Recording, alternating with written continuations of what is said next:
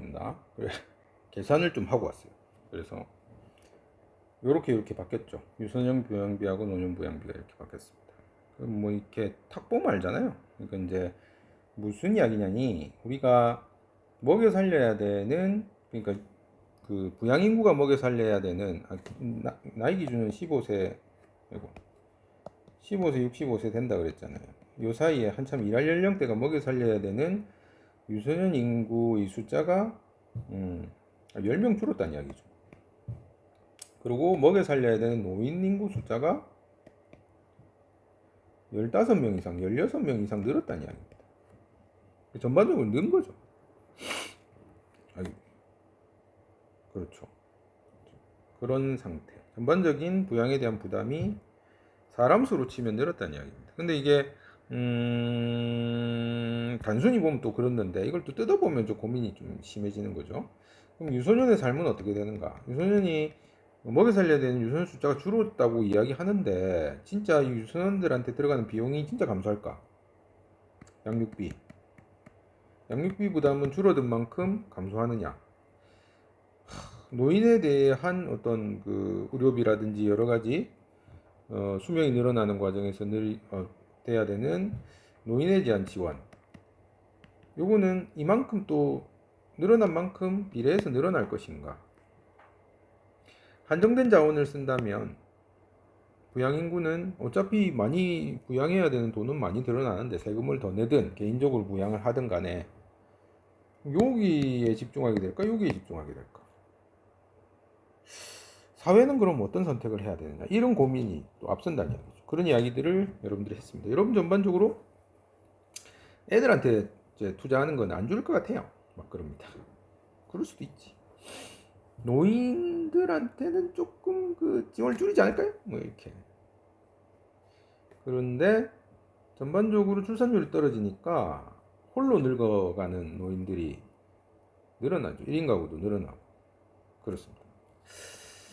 그걸 이제 네 번째 과제하고 뜯어서 같이 본 거죠. 네 번째 과제.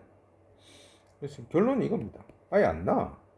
근데 최근에 아이를 낳은 가구만 놓고 보면 이렇대. 고소득층 가구, 그러니까 이제 그 아이를 낳을 만한 연령대의 가구의 소득 수준을 따로 이제 추려가지고 한 거죠. 이렇대. 이겁니다. 그러면 이게 되면은 어떻게 될까 물어봤죠. 그래서 여러분이 좋은 이야기 많이 했습니다. 그래서 이제 그 양육비 부담은 앞에서 이야기했듯이 더 늘어나. 사적으로 그런 이야기 하더군요. 근데 내 새끼만 키울 거기 때문에 공적 부담은 싫어할 것 같아.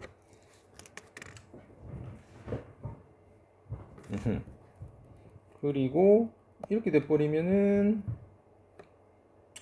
이 요런 가구들, 그러니까 저소득층 중산층 가구들 같은 경우에는 아예 없는 가구죠. 이게 늘어나잖아요. 저소득층하고 중산층 중심. 좋은 지적이었습니다. 그래가지고 이제 노년이 되는 거죠.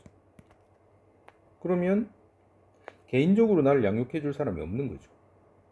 그러면 공적인 양육에만 공적인 지원에만 의존해서 살아야 돼. 이렇게 되는 거지. 공적 지원에 대한 요구는 더 늘어나겠죠. 근데 그걸 부담해야 되는 것은 주로 고소득층이라는 이야기죠. 고소득층이 이 부양에 대한 공적 부담을 순순히 지려고 할 것인가는 문제가 또 생길 수밖에 없다.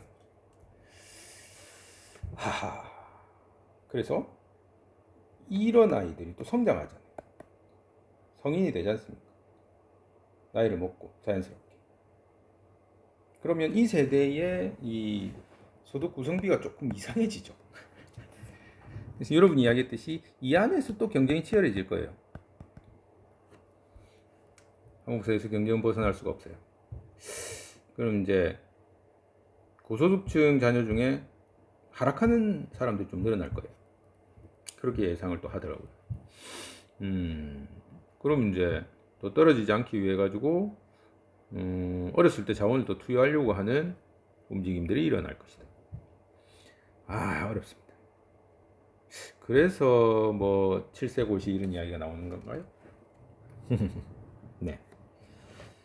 그런 이야기들 해봤습니다. 우리 인구 구성이 급격하게 달라지는 과정에서 사람들의 생각은 어떻게 바뀔 것인가?